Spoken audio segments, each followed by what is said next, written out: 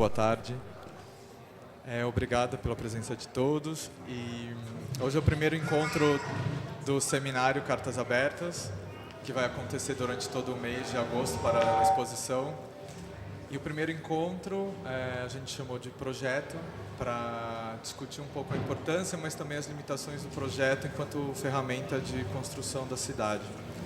Eu vou apresentar as pessoas. A mediadora é a Lisete Cubano, que é arquiteta urbanista, professora da FAO Mackenzie e trabalhou com movimentos sociais de habitação na Zona Sul de São Paulo, né? E também com o escritório dos estudantes do Mackenzie Mosaico. A Sandra Kokura, que ela é graduada em Serviço Social e coordenadora e mutirante do MTST Leste 1 e vai falar um pouco sobre essa experiência da autogestão. O Pablo Herenho, que é sócio do Ferroni Herenho, mais Ferroni, né? Arquitetos, e escreveu uma carta bastante interessante que está aqui na exposição, falando sobre a especificidade do projeto.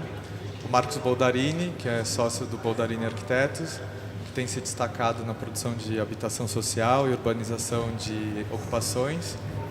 E o Marcelo Coelho, que é sócio do projeto Vivenda, que trabalha com reformas em habitações precárias na Zona Sul de São Paulo também.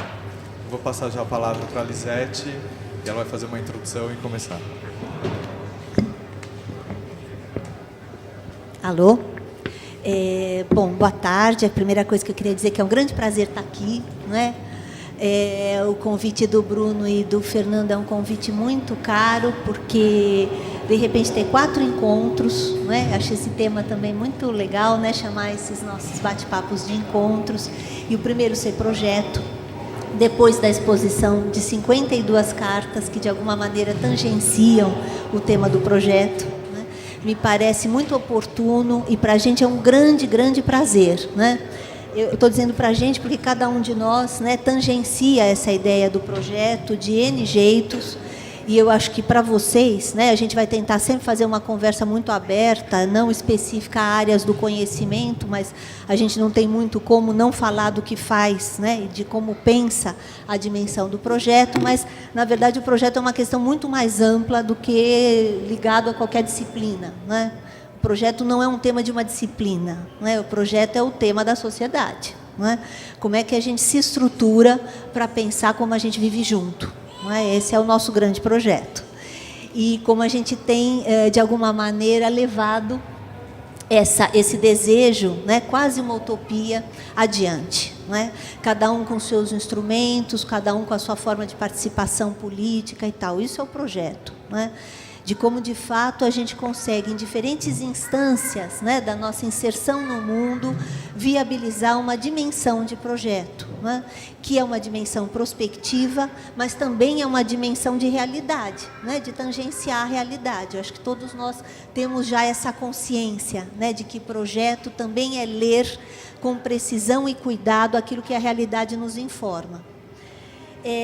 Então, se a gente agora, né, nessa breve introdução, porque a ideia é que a gente faça um debate, mas nessa breve introdução eu vou fazer um pequeno recorte, né, que é um recorte de disciplina, que é o recorte do projeto vinculado à ação no território, né, a ação no território construído, né, que é pertinente a várias áreas, né, do conhecimento e também muito afim, né, diria que é a atividade mestra, a atividade principal dos arquitetos e urbanistas. Não só, mas muito deles, né? E eu acho que a gente tem um percurso pela ideia de projeto, né, que me parece que talvez seja importante a gente retomar muito rapidamente o que é o projeto historicamente, né, o papel do projeto historicamente, pelo menos para a nossa disciplina. Né? Porque o projeto pode ser visto como resolução de problema. Né? Pode ser visto a partir de, sei lá, eficiências, né? E, portanto, resolução de problema. O projeto pode ser visto como um grande componente da sociedade, ou seja, que caminha junto, né, com perspectivas da sociedade para pensar a dimensão do seu território, do seu ambiente construído. E o projeto pode ser um instrumento emancipatório. Né? Pelo menos essas 3 coisas a gente poderia tangenciar nessa conversa, né? Que talvez seja uma sugestão para o nosso debate. A gente vive atrás um pouco dessa terceira alternativa, né? Ou seja, o projeto como um instrumento emancipatório. Né? Como a gente pode usar esse instrumento, não é, para, de fato, realizar possibilidades que a gente acredita que sejam as possibilidades do processo civilizatório, né? Que é viver junto. E aí a cidade é o nosso grande instrumento. Não é? O nosso grande, talvez seja o maior artefato, não é, que a gente consegue produzir. Mas se a gente for fazer um percurso e for retomar historicamente o papel do projeto, talvez valesse a pena a gente recuperar minimamente o que foi a modernidade, né, em que o projeto teve um papel de preponderância e destaque, né, final do século XIX, início do XX, em que o projeto era uma construção, né, muito coletiva, apesar da existência das vanguardas, que são sempre muito bem-vindas, né? Mas o projeto era uma experiência de construção coletiva com a perspectiva de que, mudando a forma de produzir a vida material, né, industrialização e tudo mais, os processos de urbanização se alteraram, né, e, por isso, o pensar a dimensão desses territórios novos, urbanos, em diferentes escalas, parecia ser um grande tema para a sociedade. Né? E aí não foram feitas poucas coisas nesse momento, né? Foram desenvolvidas teses mesmo do que seria esse arranjo urbano a partir dessa nova estruturação da sociedade. Ou seja, foi um momento em que estas duas coisas estariam, né, depois a história foi revelando uma coisa um pouco diferente, mas estariam diretamente relacionadas. A estruturação da sociedade, a produção da vida material e o projeto. Né? E, por isso, o projeto parecia fazer sentido. Né, que isso é uma crise também que eu acho que a gente vive hoje, quem trabalha nas escolas de arquitetura, quem trabalha junto ao Estado, quem trabalha nos movimentos sociais, quem trabalha nas assessorias. Né, encontrar sentido para o que a gente faz, não é? Para além da resolução de problema ou para além do imediatismo, ou seja, ter um projeto um pouco mais amplo, não é? Como foi possível naquele momento de modernidade em que a sociedade se pautava, ou poderia se pautar, não é? Por lógicas que o projeto poderia amparar. Não é? Então, os territórios habitacionais foram sempre o tema. Não é? Foram o grande tema da modernidade, não é à toa que nós todos aqui hoje temos um pouco esse tema em comum, não é? O tema dos territórios habitacionais, porque, de fato, os territórios habitacionais abrangem muitas escalas. Abrangem a escala das políticas públicas, né, das grandes intervenções, da ação em rede, da construção do território de um país, e abrange a escala do dia a dia, a escala do cotidiano, do um a um. Né? Então, de fato, é um percurso, né, a discussão dos territórios habitacionais nos parece um percurso de grande interesse. Né? Primeiro, porque a maior parte da cidade é habitação. Depois, porque talvez seja uma das principais disputas do território, né? Porque a localização, como diz o nosso querido Vilaça, né? A localização é uma mercadoria muito especial, só tem uma esquina Augusta Paulista. Né? O trabalho é humano, é produzido por todo mundo, essa mercadoria, só que só alguns se apropriam. Né? Então, de fato, a disputa pelo território, pela habitação, é um grande tema. E esse foi o grande tema da modernidade. Só que a nossa modernidade teve uma especificidade. Não é? Nós, logo de cara, desligamos duas coisas que pareciam impossíveis de se desligar na construção teórica, né, e talvez política, social, dessa construção na Europa, né, nos países aí chamados de primeiro mundo. Nós desfizemos essa liga. Não é? A modernidade não expressava a nossa realidade social. Não é? A nossa modernidade foi uma modernidade de representação. A gente representava um Estado absolutamente potente, né? Um Estado moderno, sem nunca termos sido modernos. Não é? No sentido amplo, né, dessa palavra, né, no avanço da construção da sociedade, no sentido de uma equalização dos direitos, da produção das riquezas e, portanto, da forma que isso ganha, né, na hora que a gente leva essa construção teórica para o território. Então, a gente teve uma modernidade muito especial. A gente fez coisas que saem em revista até hoje, né? Belas peças, mas, como diz o Galiano nos editoriais da Arquitetura Viva, pérolas em rostos deformados. Ou seja, a gente fez belas peças de arquitetura e péssimas cidades. Né? E a cidade era o pressuposto do acontecimento moderno. A cidade seria o grande evento da modernidade. Né? E até hoje a gente pode comprovar, tem um filme belíssimo do do Mascaro, né, que é um filme sobre as coberturas, em que ele mostra o que é a ocupação do litoral com torres altas, né, que parece berrine, né, a gente constrói na orla de praia como a gente constrói na berrine, né, vira um modelito, né, como a sombra das torres altas impedem as crianças de usarem a praia no fim da tarde. Não é? Então, quer dizer, a gente começa a observar que o nosso resultado de território urbano, pautado num projeto, né, que num primeiro momento se dizia moderno, mas não era um projeto de representação de uma coisa que nós nunca fomos, né, inclusive de um Estado autoritário, construímos muitíssimo no período da ditadura, né, fazemos muitíssimo Minha Casa Minha Vida, né, sem ter a menor condição de fato, inserir na ideia de cidade, né. Essa condição nos traz, né, e é isso que nos interessa hoje, apesar desse rápido percurso aí, nos traz, eu acho que é um momento contemporâneo em que o projeto está em crise, no mínimo, né, a dimensão do projeto está em crise. Então, a gente ensina, né, projeto, a gente trabalha com projeto, a gente faz projetos, a gente briga por projetos, a gente reforma projetos, né, tentando reencontrar um sentido, né, para uma peça, para um instrumento que a gente nunca teve muita clareza de como usar, se a gente eleger esse instrumento como um instrumento na construção de um processo emancipatório, que é disso que nós estamos falando. É isso que nos interessa, eu acho, né? Resolução de problema é muito pouco para projeto, né? Isso é óbvio que o projeto tem que fazer, né? Agora, avançar no sentido de colocar possibilidades, perspectivas, né, para que uma ação de projeto, uma ação no território físico expresse um conteúdo social, esse é o nosso grande desafio, né?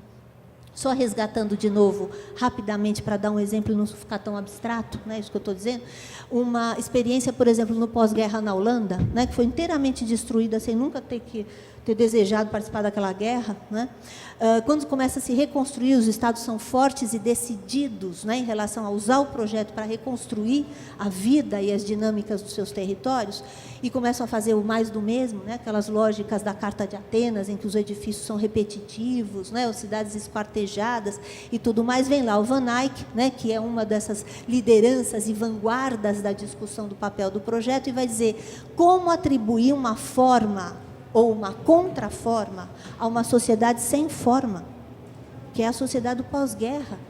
Quer dizer, se o acontecimento moderno anunciava um porvir de condições mais equalitárias, né, de justiça social, de acesso à estética, né, ao belo, a vida na cidade harmônica, né? A cidade é lógico que nunca seria harmônica, mas harmônica do ponto de vista dos direitos e da cidadania, né?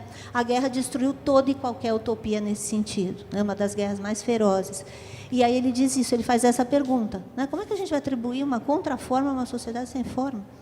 Por quê? Porque esta relação, né, entre um acontecimento social, uma alma social, um corpo social e uma forma física foi sempre de interesse, né, para essas vanguardas e, de alguma maneira, para essas sociedades que o tempo todo estão procurando, né, construir claramente, né, uma coisa que o Milton Santos vai tentar entender no nosso processo de urbanização, que é processo, forma, conteúdo.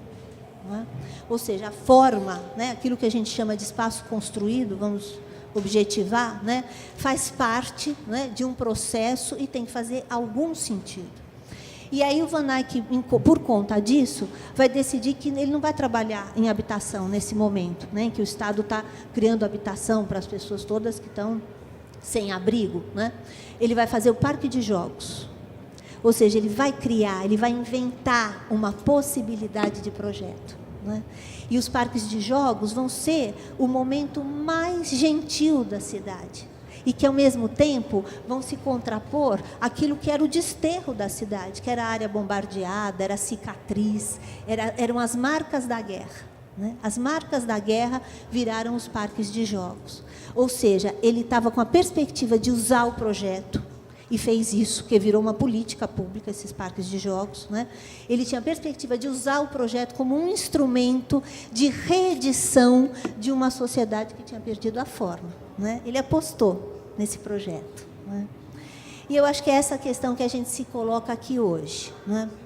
Com essa grande oportunidade de discutir, né, fora das academias, né, em que a gente tem obrigações claras de formação, né, de discutir livremente, né, e com o aporte de todas essas figuras que têm um envolvimento intenso com a dimensão do projeto, né, discutir justamente o que significa isso, né, como é que a gente retoma ou cria, né, ou, de alguma maneira, atualiza a dimensão do projeto, né? E aí também, utilizando um pouco uma referência de um teórico que a mim é muito cara, né? Que é o Tafuri, que é um teórico da Universidade de Veneza, que falava o tempo todo, quando ele tentava entender, né, as lógicas da Viena Vermelha, as políticas habitacionais da Alemanha, da Holanda, o que quer que ele estudasse, né? Ele tentava entender o seguinte: quais são as questões que estão postas, porque as questões desencadeiam as novas tarefas, não é? Então, se a gente não administra as questões, se a gente não se aproxima das questões, a gente não sabe quais são as tarefas. Não é? As tarefas precisam ser recriadas constantemente. Mas aí a gente vai dizer, mas como a gente não sabe quais são as questões no Brasil? Não é? Tem 12 milhões de habitações precárias, tem 7 milhões de déficit habitacional ou de demanda habitacional, né? Tem dados absolutamente precisos, mas isso é um dado preciso e um dado um pouco asséptico, né? Porque, de fato, na hora que a gente tem esta temática e a dimensão do projeto para enfrentá-la, né, a gente não tem sabido muito o que fazer, né? Como construir essa ponte efetivamente, né? Ou seja, como construir uma forma para essa sociedade, ou uma contraforma para essa sociedade, muitas vezes sem forma, ou que criou uma forma porque não tinha nenhum amparo, né, do ponto de vista da distribuição dos recursos construídos publicamente, construídos coletivamente. Então, eu acho que é isso que está um pouco colocado para a gente hoje, né?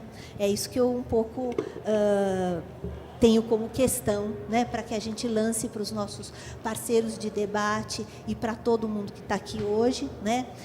Um convite, na verdade, né, para que a gente pense um pouco nisso, como a gente está reinventando, né? E eu acho que as experiências que são postas aqui têm um pouco esse teor, né?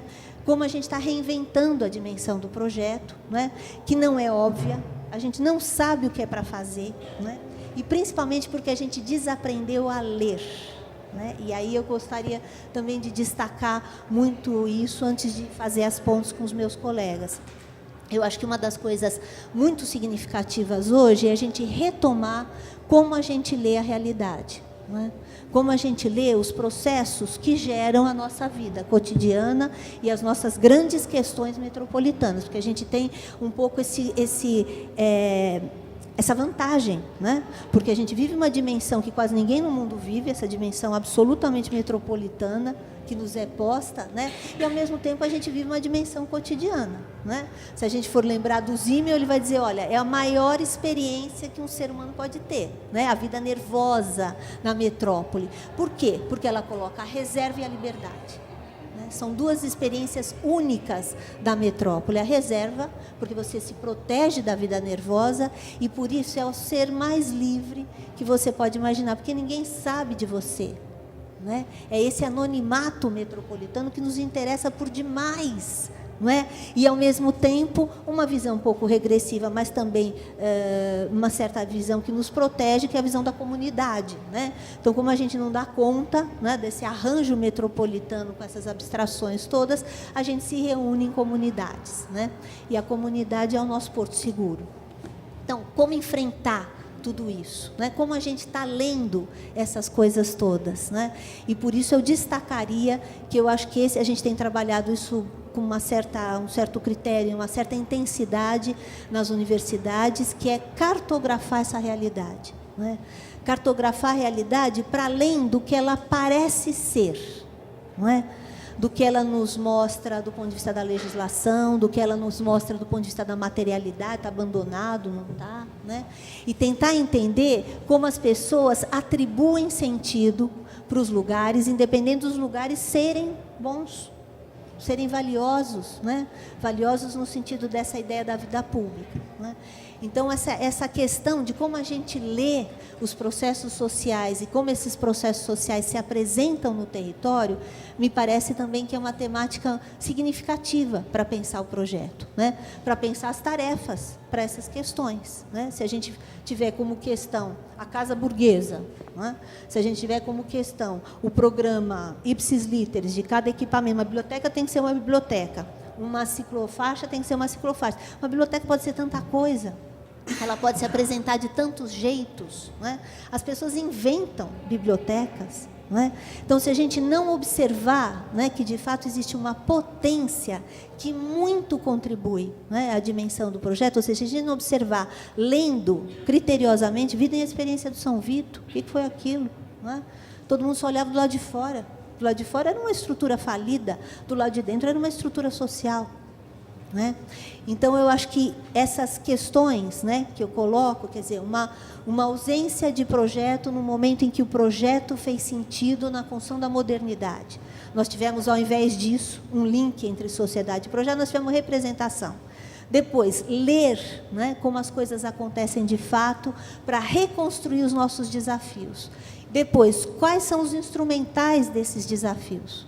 E como a gente usa esses instrumentais, ou esse instrumental, para emancipar.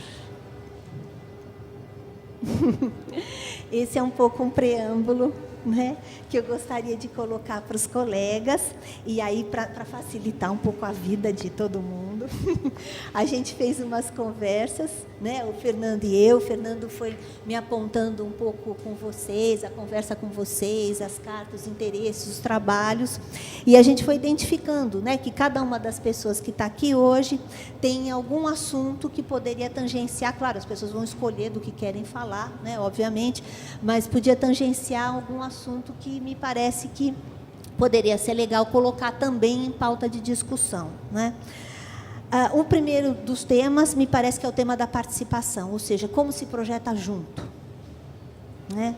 Como se projeta junto é um tema de eterno, né? Desde a década desde 60, né, o Sérgio Ferro dizendo como se projeta junto ou se desenha com os trabalhadores da construção civil, né? 70, os laboratórios das escolas de arquitetura, os movimentos sociais em 80, ou seja, como se projeta junto, né?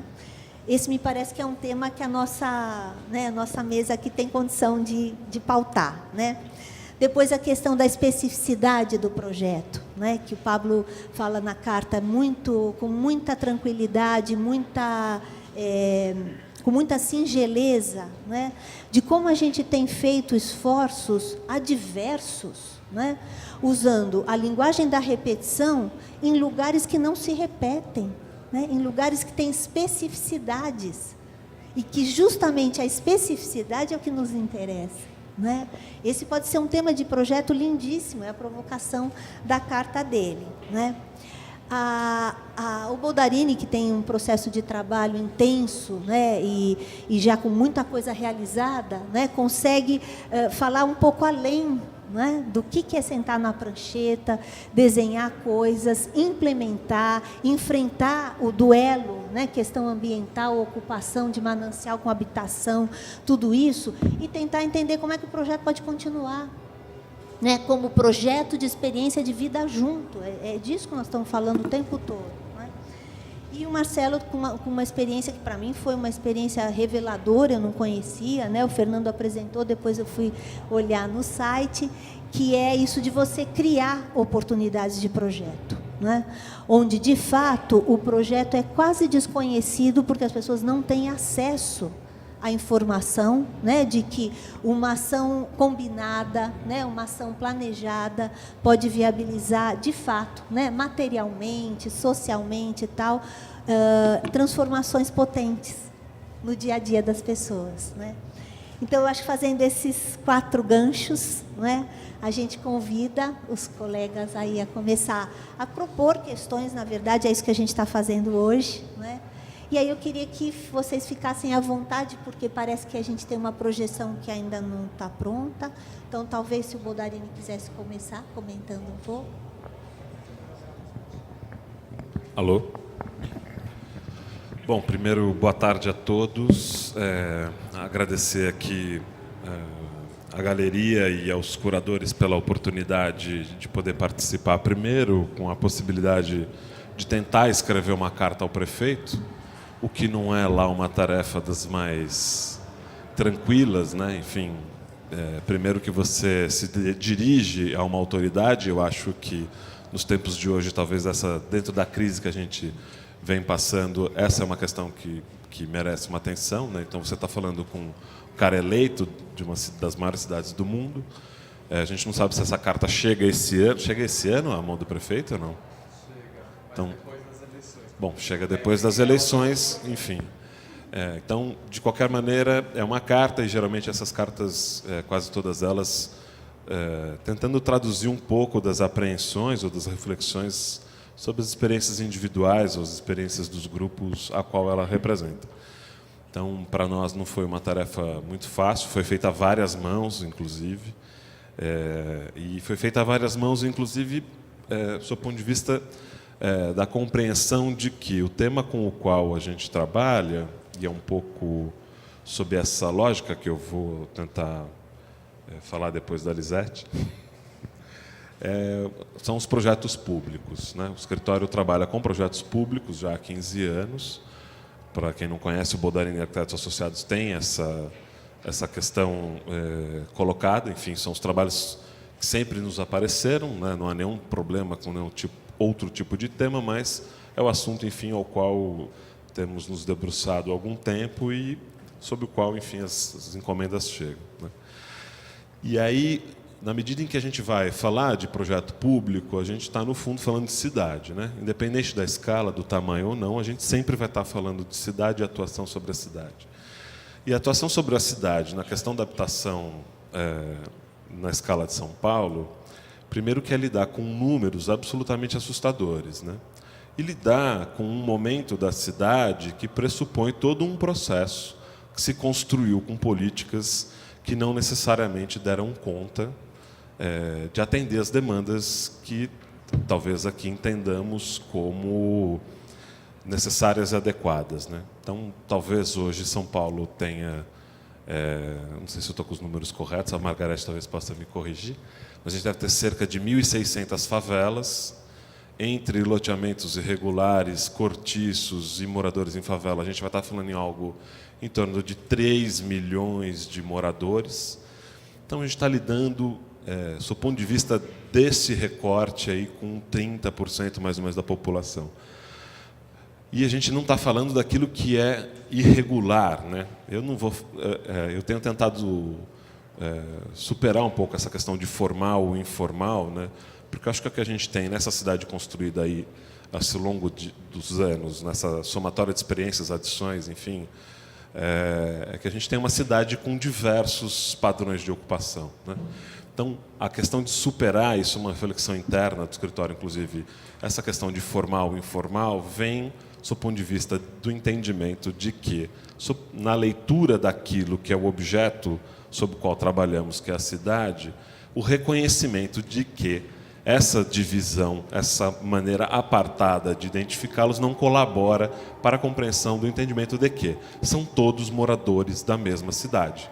E aí, nesse sentido, a questão de ler a cidade com instrumentos que possam ser mais adequados, não sei se os que utilizamos são os melhores, enfim, e acho que também tem aí, do ponto de vista de uma abordagem mais à frente, entender o projeto como um processo contínuo, onde você faz a reflexão, porque o projeto também é, né, no fundo, como um instrumento emancipatório, como colocou a Lisete, ou até mesmo como um instrumento transformador de realidades, em qualquer que seja a escala, de novo, acho que é importante citar, o projeto precisa ser compreendido e a sua metodologia e a sua maneira de fazê-lo compreendida à medida em que a sociedade se transforma de maneira muito rápida, inclusive, nos últimos tempos, né? Então, a gente vem lidando, eu tenho aí, não vou revelar quantos anos eu tenho de formado, mas nos últimos 10 anos de escritório, a gente vem percebendo condições, do ponto de vista de tecnologias, ou como as organizações se dão na sociedade em mais diversos níveis ou condições, de maneira muito distinta, né? Então, é uma brincadeira. Eu falo que eu me sinto um velhinho quase todo santo dia, porque essas coisas vão se sobrepondo e essas novidades, elas em alguma medida vão chegar naquilo que é a compreensão do território, na leitura do território, naquilo que vai subsidiar ou ser input para o projeto como uma ação que se coloca dentro de um contexto de políticas públicas, né? Então, nessa visão ampla, né, o projeto, do ponto de vista da nossa atuação como uma empresa dentro de um contexto dos projetos públicos, ele é um ponto numa linha, né? Enfim, eu gosto muito de usar essa expressão até para que a gente entenda que há um monte de reflexão e de questões que antecedem o momento da prancheta e que também são projeto. Então, a definição da política, qual é o caminho da política, né? As priorizações de como o recurso vai ser empenhado ou não, ele vai, em certa medida, refletir lá na frente naquilo que talvez a gente entenda como projeto, que é o desenho. Então, acho que há também uma condição importante, que é isso. Assim, né? O projeto é um elemento muito mais amplo do que o desenho. Ele vem com as suas antecedências. Então, eu defino a política, eu defino os programas, eu defino os planos, depois eu faço o projeto. E depois do projeto? Né? Depois do projeto eu tenho pós-ocupação. Então, acho que, inclusive, esse momento em que a gente se coloca como um ponto no meio da linha, né, que é um momento muito importante, mas que talvez tenha que ser um pouco desmistificado, até para que a gente não sobrecarregue essa responsabilidade, tanto do êxito ou da falha, num determinado momento, porque para chegar na prancheta tem muita energia e trabalho despendido, muita reflexão, do ponto de vista daquilo que se está produzindo, mas, de qualquer maneira, quando chegamos nesse momento do projeto, o que a gente tem feito, e aí é sempre, de novo, reforçando uma visão muito particular, é a compreensão de tentar fazer das experiências que a gente já teve um objeto de reflexão, né, para que nas próximas experiências a gente consiga tentar fazer uma revisão daquilo que funcionou ou não, né?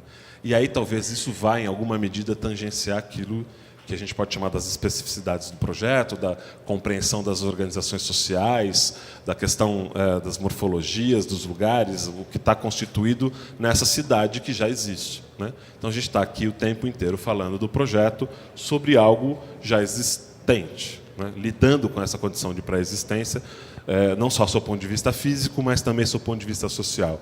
E aí, à medida em que a gente amplia essa escala para o projeto, seja ele de um bairro, de um conjunto de bairros, de um loteamento ou, enfim, de um grupo, de uma comunidade menor, eu acho que há a necessidade, nos dias de hoje, que a gente faça uma aproximação. Nos dias de hoje a gente está falando de algumas décadas, né? Mas, enfim, mas que a gente faça uma aproximação daquele que vem a ser o usuário final, né? Então, essa condição de se colocar predisposto a ouvir, estabelecer o diálogo, até para que a gente consiga, de fato, entender, no fundo, esse nosso cliente, né, que são as comunidades, tem o poder público como agente aqui, patrocinador da minha ação, né? Eu vou usar o patrocinador como uma expressão, não me veio outra à cabeça, mas, no fundo, a tua relação é com o cliente, que é o cidadão, né? Então, aquele grupo, imediatamente, ao qual você vem trabalhando. Então, o processo de projeto hoje me parece, nessa escala mais ampliada dos bairros, que precisa ser feito a várias mãos, né? O entendimento aqui do que é fazer a várias mãos abre inúmeras possibilidades. A gente tem o entendimento de que o momento do projeto, o ato do desenho, é de fato um ato do nosso campo disciplinar. Assim ou deve ser. Mas aquilo que informa a ação de desenho, né, o momento da reflexão do projeto, precisa vir somado com aquilo que é a leitura técnica do lugar, a compreensão e a valorização do que está constituído ali por anos e anos e anos de ocupação. Então, a gente geralmente vai intervir em áreas, quando chegam numa condição prioritária, de ocupações de 3 décadas, né? Então, parece um pouco prepotente imaginar que você vai intervir sobre um território nessa condição e chega lá e tem a solução pronta. Não há a solução pronta, né? Então, de novo, assim, o projeto precisa ser construído numa matriz metodológica que compreenda, de fato, essas várias possibilidades. Da participação popular, no mínimo como um instrumento de informação. Então, é o meu canal de diálogo direto com a comunidade. É por aí com quem eu vou estabelecer uma relação de informar e de aprender ou apreender com esse grupo.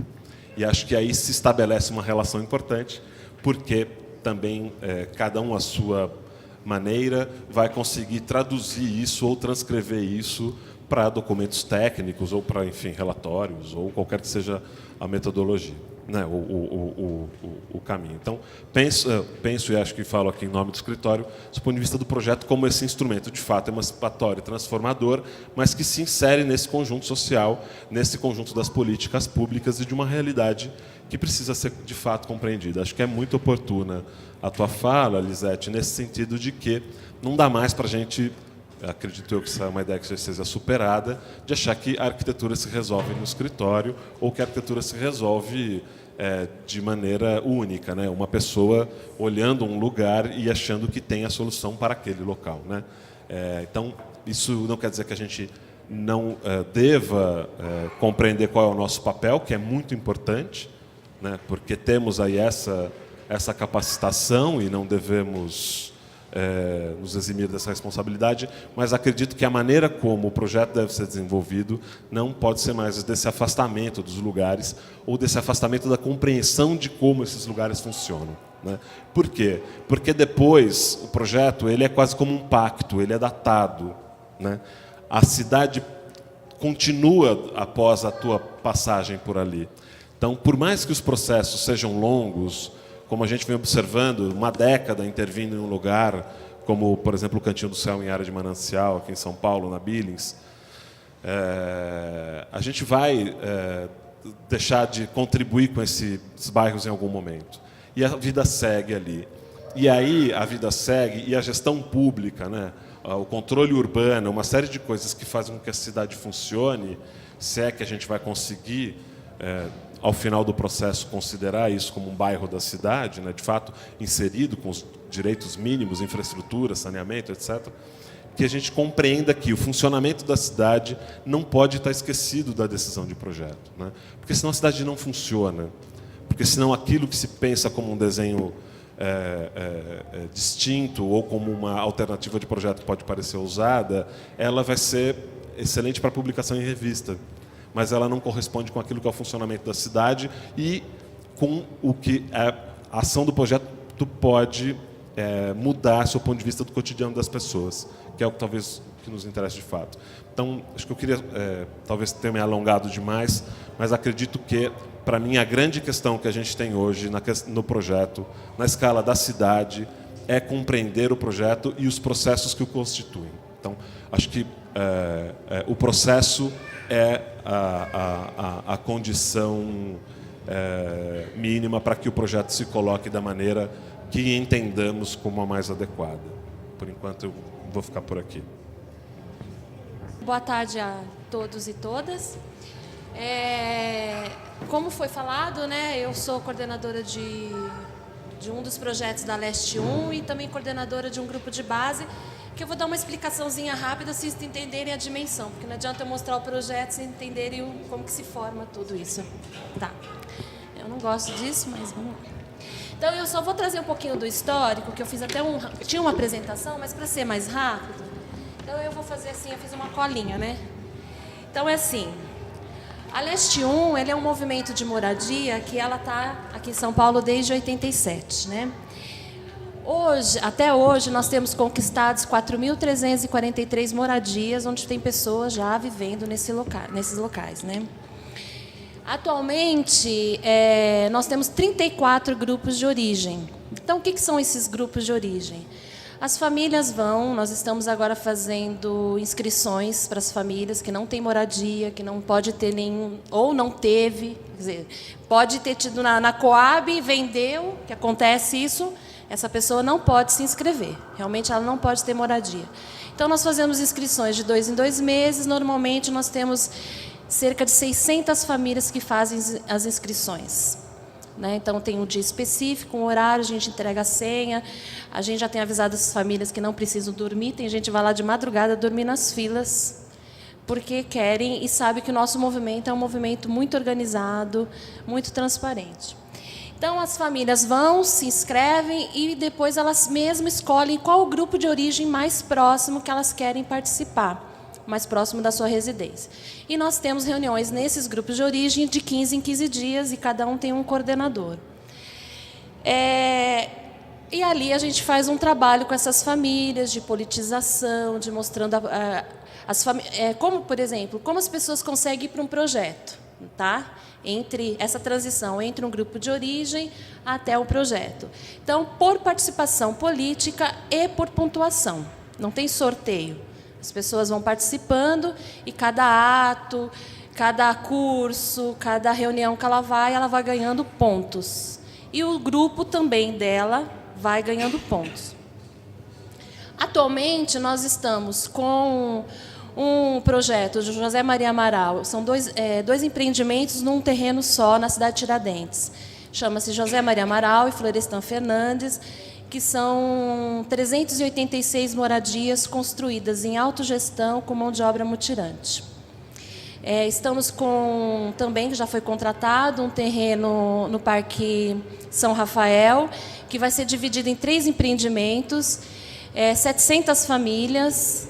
Já estamos finalizando o projeto e foi dividido em 3 empreendimentos. Martin Luther King, Dorothy Stang e Jerônimo Alves. Aí nós temos também um projeto Milton Santos, que é no Cangaíba, para 250 famílias. Também estamos... Vocês vão ver todo esse processo aqui. As famílias já finalizaram a questão do projeto. Estamos esperando a contratação, via o repasse para começar as obras. Nós estamos com conquista também com um terreno no Parque Boa Esperança, no Jardim São Francisco, e o meu projeto, que é o projeto Belém, do lado do metrô Belém, que é histórico, que eu vou ter muito orgulho de falar isso para vocês. Então, a gente teve várias assessorias técnicas nesses quase 30 anos, né? E o meu projeto, que é o Belém, está tendo assessoria técnica da usina. Então, nós somos filiados à União Nacional das Moradias, a várias associações que são ligadas aos movimentos sociais. Então, assim, o movimento, ele entende a moradia como um direito humano e que, nesse sentido, deve ser objeto de políticas públicas com gestão democrática. A nossa ação é dirigida em 3 eixos e trabalha em 3 níveis de governo, né? O federal, o estadual e o municipal.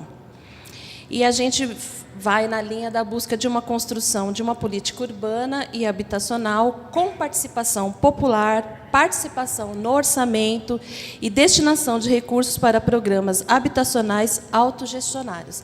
A autogestão é a bandeira da Leste. Então, assim, quando a gente fala de participação, hoje, os militantes da Leste, as famílias, elas participam do Conselho Municipal de Habitação, elas participam do Conselhos Tutelares, elas participam dos Conselhos Participativos. Quer dizer, nós não estamos só dependendo de um político, de um governo, nós incentivamos as famílias a participarem efetivamente de todas as políticas, de todas as esferas e discutir essa política, não só habitacional.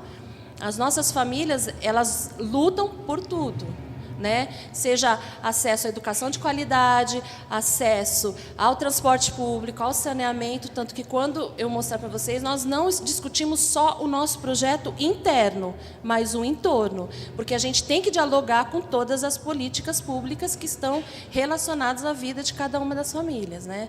Então, tudo isso é feito dentro das assembleias. Então, eu vou mostrar aqui para vocês, rapidamente, um projeto Belém. Esse terreno é uma luta de 26 anos, de 1990 a 2016. Então, nós passamos por várias ocupações, Paulo Maluf acaba com os mutirões, Luiz Erondina, e foi ficando, e fomos fazendo ocupações, fomos fazendo lutas. Eu sou, assim, apesar da idade, eu sou um bebezinho, né, mediante toda a luta de quase 30 anos das pessoas que estavam ali, né? Então, assim, chegamos aqui no grupo do Belém, que é o meu grupo, E esse é o terreno. Esse aqui, a linha do metrô e do trem. Claro que tem muitos profissionais técnicos aqui, sabe toda a história da construção, como eles deram aqui, da cidade de São Paulo, principalmente, né? Então, a gente fala que esse terreno aqui, o nosso projeto, ele é histórico dentro da cidade de São Paulo, porque vocês sabem que, dentro dessa construção dos espaços urbanos aqui da cidade de São Paulo, foram construídos, né, os bairros dormitórios, como a gente tem Cidade de Tiradentes, para quê? Os pobres, a classe trabalhadora, nas periferias, né? E nunca tão próximos aqui. Então, onde é o Belém? É um bairro elitizado, né? Nós estamos próximos, do lado do metrô. Quanto será que custa um metro quadrado aqui? Né? E aí, finalmente, por uma vontade também, uma vontade política do nosso prefeito Fernando Haddad, ele passou a posse, ele abriu um edital, que nós vamos mostrar aqui, e diante de 120 movimentos sociais e associações, a Leste 1 ganhou em primeiro lugar, então nós conquistamos esse terreno. Pode passar. Então, assim, na nossa primeira assembleia, como que a gente faz? Então, as famílias que mais bem pontuadas, se a gente vai dividir 225 vagas, divide 225 vagas pelos 33 grupos de origem. Aqueles que têm mais pontuação vão para um projeto. E aí, dentro desse projeto, nós temos assembleias onde todas as famílias participam e todas elas decidem junto. A assessoria técnica, ela dá todas as informações técnicas e alguns caminhos, mas quem decide são as famílias. Então, na primeira assembleia, nós discutimos como começou a nossa história desse terreno, porque não adianta a família querer morar lá, estar lá, sem entender como se deu esse processo, aonde aconteceu. Como eu falei um pouquinho para vocês, que foi uma luta de 26 anos e passamos por várias gestões, né? Pode passar, por favor. Aí, nessa primeira assembleia, nós discutimos como podemos fazer melhor. Então, nós trouxemos a construtora, né? Só o empresário diz o que quer. E aí, na autogestão, a população discute o projeto. Na nossa segunda assembleia, nós discutimos como vai ser morar no Belém. Então, a gente trouxe assim um panorama do mapa do preço da terra para as famílias. E aí, vocês todos sabem, quanto mais periférico, mais barato. Próximo do centro, muito mais caro. E aí, isso repercute vários problemas. Nós já estamos tendo problemas no Belém, porque os próprios vizinhos não nos querem lá. Então, nós temos problema com limpeza, a gente limpa o terreno, as famílias, os vizinhos jogam lixo lá dentro, e teve semana passada, ligaram para a zoonose nos denunciando. Então, assim, a zoonose foi lá, viu que a gente limpou, e eu até comentei, né, estava comentando com vocês, na hora que a zoonose estava lá, um vizinho jogou um colchão lá dentro. Então, aí eles viram, por quê? Porque eles não nos querem lá. Então, a gente vai ter que fazer todo esse trabalho, porque, como a gente disse, é um bairro elitizado, o que o movimento de moradia vai fazer ali? Aí o próximo. Na nossa terceira assembleia, nós fizemos uma limpeza no terreno, e aí a gente trouxe, a assessoria técnica trouxe vários blocos, e aí tentou fazer um desenho do como que as pessoas imaginavam que seria os edifícios, como seriam os edifícios lá. Então, nós trouxemos 225 blocos e as famílias foram disponibilizando numa área lá que a assessoria construiu numa escala bem menor do terreno. Aí a nossa quarta assembleia, né? Aí a primeira parte. O que é uma construção em autogestão? Eu não sei se vocês conhecem, nós temos lá na Fazenda da Juta. Não sei se alguém conhece aqui, na Fazenda da Juta a gente tem lá, né, um empreendimento que foi construído dessa forma em autogestão. Então, nós até fizemos uma visita na última assembleia, levamos as famílias nos apartamentos. Então, as famílias escutem, então aqui é uma foto só de um pedacinho lá da Fazenda da Juta, e ali as famílias discutindo e aprendendo o que é se trabalhar com autogestão. O que precisamos saber, né, sobre essa autogestão, aí depois o próximo. E aí a gente discutiu como que, com as famílias, como que você vive hoje onde você está, na sua casa. Então, assim, trouxemos essas perguntas, porque as 225 famílias são divididas em quatro grupos, e cada arquiteto fica com esse grupo. Então, foram discutidos como é o bairro que moramos hoje, o que tem nele, o que fazemos na hora de lazer, onde as pessoas se encontram, como é a casa que moramos hoje, como é morar lá, quais as dificuldades e problemas da moradia atual. Todas as famílias foram escrevendo juntas, e tudo isso foi entregue para a equipe técnica, né, assessoria. Aí o que vocês acham importante ter no projeto Belém? Então, elas fizeram o contraponto da realidade delas e o que elas esperam quando moraram em Belém. O que a gente pode ter? Uma cooperativa, uma área comercial que ajude no custo do condomínio, um comércio comunitário, ter cursos para desenvolvimento social dos moradores, cooperação para manter os apartamentos em perfeitas condições, uma biblioteca com cinema, uma creche, uma UBS. Foram coisas que nós fizemos as perguntas e as famílias foram dando respostas para nós e para a equipe técnica. Aí nós já estamos na 5ª Assembleia, né? Os ambientes da moradia. Que ambiente é esse, né? O que você faz nesse ambiente? Então, assim, quanto tempo ficamos nesse ambiente? Então, as famílias, elas discutiram qual a importância dos quartos, qual a importância da cozinha, qual a importância da lavanderia, e aí as famílias foram fazendo também esse desenho do que elas desejavam nas suas residências. E aí, só para fazer assim um parênteses, como que a gente divide as famílias? Depende do que nós vamos discutir, né? Então, assim, as famílias são divididas e já dividimos por faixa etária, dividimos por uma questão de gênero, homens, mulheres, adolescentes, crianças, porque cada um tem a visão. Por exemplo, nas discussões, a realidade é essa. A lavanderia, por exemplo, não é um espaço importante para os homens, mas para nós, mulheres, é. Aí, para eles, muitas vezes, o espaço melhor tem que ser o da sala. A questão de iluminação, ventilação. Aí a gente também discute a questão da cozinha.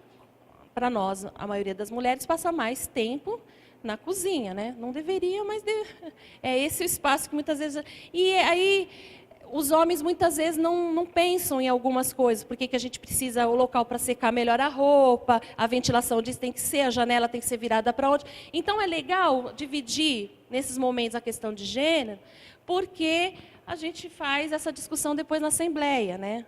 O que as mulheres pensam, o que os homens pensam, o que os adolescentes pensam, porque a partir dos 18 anos, uma família já pode ser...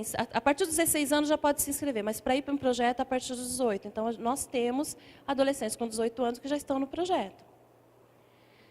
Pode ir. Aí, na nossa 6ª Assembleia, projetando os apartamentos. Então, a assessoria técnica ela fez desenhos de escalas assim, do quarto, do banheiro, e aí da cama, o armário. E aí nós fomos desenhando como que a gente pensa esses apartamentos. Pode ir. Como podemos organizar os apartamentos de maneira que todos tenham sol e ventilação? E aí teve umas falas, né? Eu não quero ninguém passando na minha janela, porque assim, aí a assessoria técnica fez assim uma ilustração bem bacana, pegou um celular com uma luz, aí fez o terreno e fez onde nasce o sol e aonde termina. Então, quer dizer, é uma coisa que eu leiga, não ficava pensando nessa questão do sol, onde bate o dia inteiro, onde não bate, porque nós temos, depois vocês vão ver lá, tem um prédio bem do lado. Então, essa questão da sombra, onde vai ser construído. E nós temos no terreno aquela questão da linha do metrô. Então, ali naquele terreno, nós já perdemos 15 metros do recuo, porque dentro dessas normas de legislação não pode ficar junto do muro por causa do barulho. Então, o que nós vamos fazer com aquele espaço que nós perdemos, que não pode ser construído nada ali? Então, aonde que vai ser construída a janela? As famílias que vão pensar isso com todas as informações técnicas da assessoria, né? Aí, projetando o conjunto, foi uma discussão bem forte esse dia, viu? Lâmina, será lâmina? Aí a arquiteta falou assim, vocês já pensaram em duplex? Eu vou ser sincera, fui uma das assim, duplex... Na nossa realidade, principalmente das pessoas mais pobres, classe trabalhadora, duplex é um formato só das pessoas ricas, da elite. Como assim o duplex? Pode? Pode. Por que não pode? É lâmina? Não vai ser lâmina? Aí as pessoas não têm... Aí foi falado muito aqui do Copan, né? Ah, eu não quero um Copan, né? Porque a pessoa olha só pelo lado de fora. Aí nós vamos trazer, né? A gente vai discutir para trazer as famílias aqui para olharem como que é o Copan. Queremos levar as famílias também para o edifício nacional, porque a gente tem esse projeto de construir coisas no térreo, né? E as pessoas falam assim, mas como vai construir comércio, isso no térreo? E as pessoas vão ter acesso à minha moradia? Como que é isso? Então, nós já fizemos algumas visitas, então nós vamos trazer as famílias para elas visualizarem tudo isso, né? Então, ali foi uma discussão, né, muito grande, porque as famílias, a gente nota que elas estão acostumadas a esse projeto de construtora, sabe? Torre. Elas queriam torres ali. Ah, mas querem torres de 20 andares, sabe? E não é isso, né? A gente não quer isso, né? Então, na 8ª Assembleia, a gente discutiu sobre a questão dos espaços comuns, né? O que pode ter no conjunto e que poderá ser usado pela cidade? No condomínio, queremos que tenha área para crianças brincarem com árvores, parquinho, salão de festa, salão comunitário, vaga de estacionamento, quem sabe uma biblioteca, pode ter creche, OBS, a gente cede o espaço, o município faz a gestão, contrata funcionários, cuida do espaço, vai caber tudo isso? Como é que é? Porque, assim, eu participei de todo esse processo, no início, tinha família que fala, não, eu quero uma varanda com espaço gourmet, sabe? Queremos uma sala de ginástica que bomba, queremos salão de festa. E eu vou dizer, nós estamos aqui na 8ª Assembleia, isso se desconstruiu. É muito bacana você ver as famílias se empoderando e entendendo esse processo também da construção da autogestão, mas do espaço que nós estamos, por que estamos lá, como que conquistamos e quem vai ser esse projeto, o que vai ser esse projeto ali no Belém, num local tão privilegiado, né? Então, assim, foi muito bacana todo esse processo. Pode passar. E aí a equipe técnica foi trazendo alguns desenhos para nós, né? E aí a gente já estava ali mostrando, ó, a rua é tal, essa rua aqui é sem saída, o que a gente pode construir? E aí eles colocaram as sombras também, mostraram para a gente a parte do sol. A gente tem que pensar todas essas possibilidades. Pode ir passando. E aí a gente falou desses recursos, porque agora nós estamos na parte de trás, os recursos obrigatórios, né? Ali onde o sol se põe, o percurso do sol, onde o sol nasce. O barulho do trem, a gente teve de dizer assim, um edifício com uma proteção sonora. Como que nós vamos trabalhar essa proteção? Porque se vocês forem lá, por exemplo, fazerem um teste, ficarem lá na beira, ali, tem um momento quando os trens passam, você não consegue ouvir a voz do seu amigo, né? Então, como que a gente vai fazer essa barreira de proteção, né? Pode ir.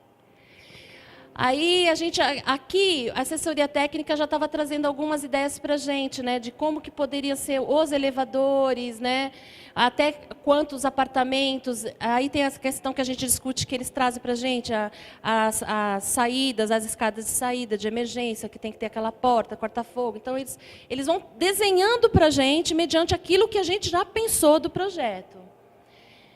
E aí é a parte mais bacana, né, quando a gente começa a visualizar, né? Como que poderia ser? Dentro desse projeto, assim, claro que não dá para trazer, eu trouxe de uma forma bem resumida, né?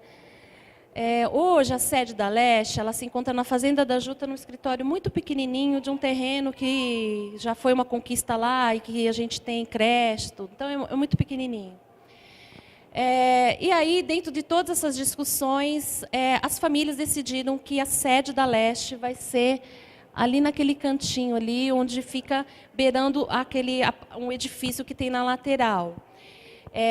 As famílias decidiram também, depois de muita discussão, que a gente pense em construir uma creche lá na lateral, onde dá para uma rua sem saída ali, porque fica com quando vai buscar as peruas escolares, ali não vai ter problema de fazer fila dupla na rua. Então, vai ser ali nesse pedacinho aqui. Nessa parte da frente aqui, a gente discutiu sobre a questão de construir locais para nós alugarmos para negócios, né, comércio. E com o aluguel, a gente vai diminuir os valores dos condomínios, né? E aí tem toda aquela questão da área ali, que seria o térreo, e aí nós já estamos na fase de construção daquele galpão ali, onde nós vamos começar a fazer as assembleias, e ali também nós vamos construir, junto aqui, a Casa do Caseiro, que nós estamos também no processo de verificar quem vai ser o caseiro, dentre as famílias que se disponibilizaram a querer ser caseiro lá, né? Pode passar. E aí nós vamos, assim, claro que não está fechado ainda, né? Nós estamos dentro do Minha Casa Minha Vida 3 entidades, mas diante de todo o cenário político aqui, nós não fomos contratados ainda. E a gente, até o Ministério das Cidades precisa contratar, né, para começar a fazer o repasse, para a gente começar as obras. Mas isso pode mudar um pouquinho, mas por enquanto o nosso projeto está assim, que nós vamos ter 4 tipos de apartamentos. Na lâmina ali reta, vai ser alguns apartamentos, a gente está discutindo para serem duplex, e alguns a maioria vai ser entre 58 até 59 metros quadrados. Sendo que o mesmo valor, para uma construtora, normalmente eles constroem até 42, 43 metros quadrados, com a mesma verba, com os mesmos valores. E a gente consegue construir com mais qualidade e com essa questão da autogestão, da participação das famílias, elas que decidem. Porque quando você fala assim, autogestão, as famílias decidem tudo. Mas como é isso? Sim, as famílias decidem que tipo de porta, qual a cor, qual o tipo de material. Todas essas famílias são divididas em comissões, todas elas participam de comissões que elas se identificam. Por exemplo, nós temos comissão do meio ambiente, tem a comissão dos idosos, comissão socioeducativa, comissão de compras, CRE. Nós temos todas essas comissões e cada comissão tem o coordenador e elas que vão decidindo tudo junto com essa assessoria técnica. Tá? Pode passar. Então, um apartamento de tipo 1, a área 59,7, fica na leste-oeste. Tem alguns termos técnicos que ainda não me apropriei, mas a varanda na sala e a copa, né? Está ali a lavanderia. Esse aqui é o apartamento tipo 1. Outra vista do apartamento tipo 1.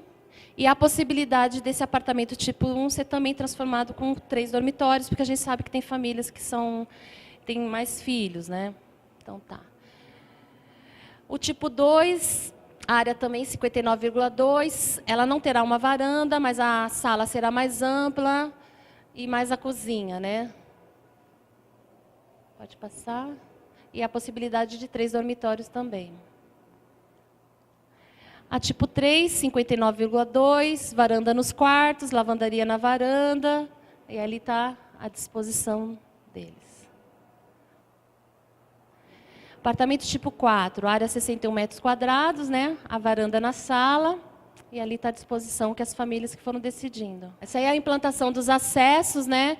Nós discutimos com as famílias, a assessoria técnica trouxe como que serão o acesso dessas pessoas, né?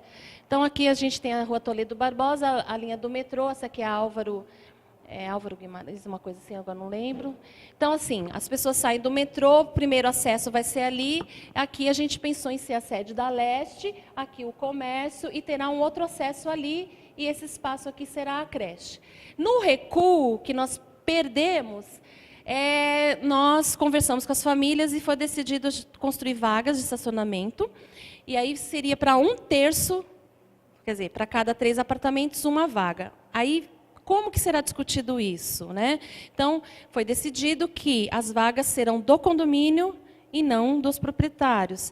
E aí, como que você vai escolher quem é que vai ter vaga? Pontuação. E carro, né? Você precisa ter uma vaga, você precisa ter um carro. Então, vai ser tudo por pontuação. E ali, mais ou menos, aquele desenho que eu falei, né? Sede do movimento, áreas comerciais para geração de renda, creche, estacionamento, elevadores e escadas, e a gente vai ter ali um centro comunitário também. E aí é mais ou menos um desenho aí da grande possibilidade de ser assim, né? Ali no nosso terreno. Pode passar? Isso daí. Pode. E aí, então, ali foi o projeto que eu participo, que eu sou coordenadora, uma das coordenadoras, né? E aí eu só queria assim trazer para vocês essa realidade assim que está quase concluída, 80% de obra já. Esses aqui são os mutirões José Maria Amaral e Florestan Fernandes, na Vila Paulista, na cidade de Tiradentes. Esse mutirão é construído em autogestão, em mão de obra mutirante. As torres são torres, 4 apartamentos por andar, com elevador, com varanda, gás encanado. Só trouxe essas 2 fotos para vocês entenderem mais ou menos como é que está esse nosso projeto, que vão 386 famílias ali. As famílias já estão lá destinadas, já estão trabalhando. E nós estamos com 80%, a previsão era de que em outubro a gente já tivesse concluído, mas aí, mediante todo esse cenário político aí, não está sendo feito o repasse, então falta só 20% de obra para nós concluirmos esse trabalho aí nesses mutirões. No momento, são os 2 mutirões que nós estamos assim quase terminando mesmo. Os outros nós estamos todos em projetos ainda. Tá? Então, é isso daí. Então, é o Movimento Sem Terra Leste 1. Se vocês quiserem acessar mais informações, aí ele tem o Facebook, tem a nossa página. E aí também deixei meu e-mail para qualquer informação, que depois eu posso passar para a assessoria, aquilo que eu não souber responder, tá bom? É isso, então.